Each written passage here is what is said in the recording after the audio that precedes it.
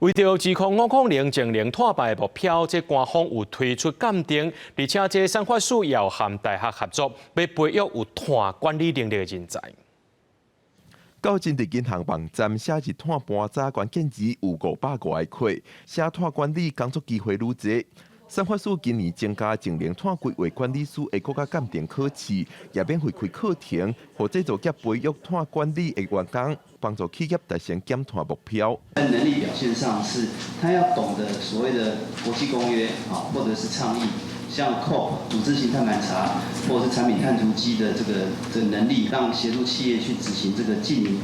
零永续的这个目标的发展的揭露资讯。为了达成2050年净零排放的目标，产发署希望透过民间甲中央所开设的相关课程，配合国家办的鉴定考试，建立有公信力的碳管理人员认证系统，也参60个大专院校的系所合作，推出碳管理相关课程，要为学校开始培育人才。就是单一的课程以外那我们也期待就是说把这个概念能够融入到其他的课程，就是有些学生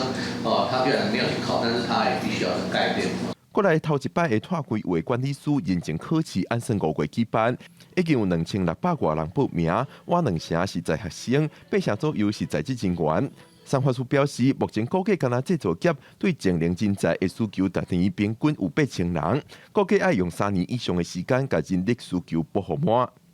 记者郭文林、玉凯台北报道。